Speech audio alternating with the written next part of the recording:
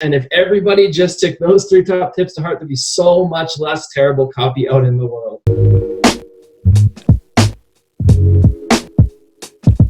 I've known you on Twitter and LinkedIn for a long time now, and I think you're like one of the top copywriters that I actually trust in what you say, because a lot of people say that they're copywriters or they can write sales conversion copy, but then you look at it and you're like, no. So what are like your top 3 tips for business owners to understand about copywriting? So yeah, definitely. The first one, there's 5 things you need to understand about your customer to persuade them. So there's 5 things you got to learn before you should write anything. Okay. The first one being, what are their pain points? So what are the problems keeping them up at night? What do those problems feel like for them? Not just what they are, but their experience of those problems. How do they talk about them? The next thing is their desired outcome. So when they envision the solution, or when they look to the future and imagine the bigger, better future they want to have at the end of the problem, what does that look like for them? How do they talk about it? Again, what words do they use? And why do they want that future, right? It's not just the alleviation of pain, but what does that future mean for them? The next thing is their anxieties. And these are just what would stop somebody from making a decision to buy from you. So what questions or concerns, hesitations might be floating around in their brain? Because those are the things that you need to take care of in your copy and get out of the way before they're going to be willing to make the leap. But the next one is really important, and that's their priorities. So they're going to have lots of pain points. They're going to have lots of desired outcomes. They might even have lots of anxieties. I know I do on a day-to-day sometimes. But the bigger issue is not all of those are given equal weight. So for example, some pains are really pressing and urgent. They feel them. Others might be not as important. So in a software company, for example, might be a must-have versus a nice-to-have. So separating those out, the way that you can do that is kind of collecting some data. I'll talk about that in a second.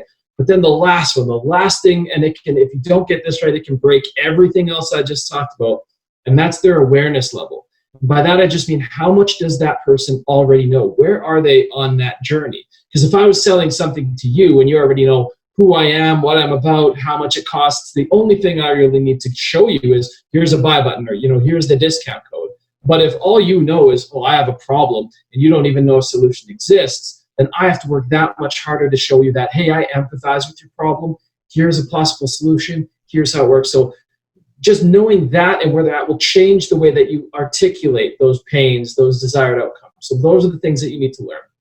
Right. Next thing I want to share is, okay, that's great. We know what we need to learn.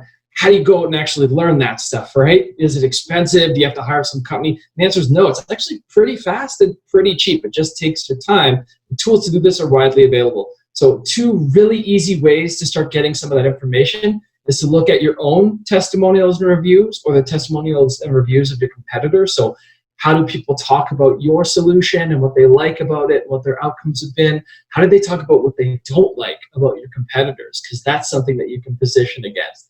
And then the next thing is to survey. So do a survey of your existing customer base, or run an on-site poll and get in their own words, again, what brought your current customers to you? What was going on in their lives at the time? What were they looking for? What were they concerned about? So in a nutshell, the only way we learn this stuff is by talking to people, whether on a call, reading what they've written, or surveying them, and having these structured conversations about what they're looking for. And then the last tip I want to share is one game-changing tweak that will make all of your copy better, and it's super easy to miss. So especially when you're not a copywriter, when you're not in the weeds all the time, what we think good copy looks like usually follows some kind of boilerplate. So we're like, well, I'm a high-quality service, and we strive to do X, Y, Z. And the biggest issue I see often with a company, when I can tell that either a junior person wrote their copy, or they wrote it themselves, or they just don't quite understand their real value, is they're not specific enough. So anytime you can be more specific about a pain that you solve and describe that pain in specific language versus, like, do you struggle with your accounting, or like, does accounting take too much time? Well, what about, let's say accounting takes too much time? What are the specific tasks? What does that look like? Or same thing for your solutions. Rather than saying we're a high quality solution, or our customer service is top notch, what does that look like? What does that feel like? Does it mean that there's only one number to call anytime for any concern?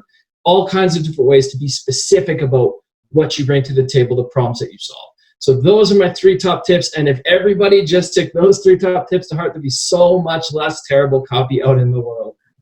I feel like I'm like shook because I was like, I have to go to my website and look at my copy and rewrite some of it. And like, those are really great actionable tips that people can take away and do right away, which I love. And that's why I love you in an appropriate way.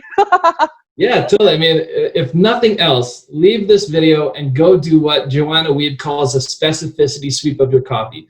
So go through your pages and see any time you've taken a lazy shortcut or been too general. And if all you did today was go and tighten that up and add something a little bit more specific, you'd be miles ahead of where you were yesterday. Yes, I'm going to do that.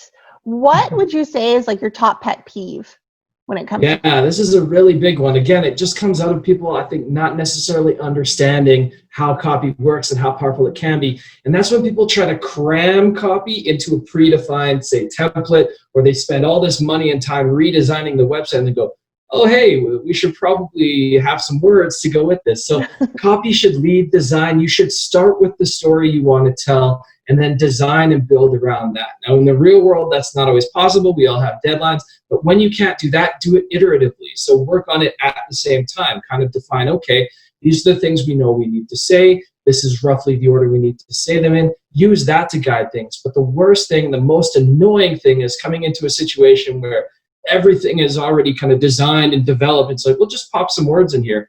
You're cramming a story into a frame it just wasn't built for, so it can never be as effective as it could have been. So content and content first, pretty much.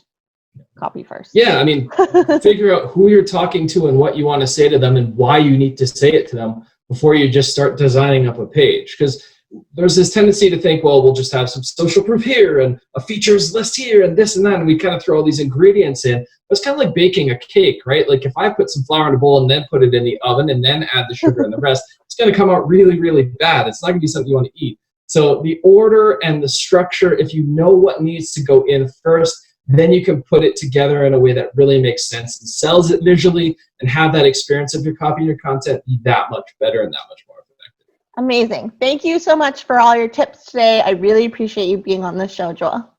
Yeah, thanks so much for having me.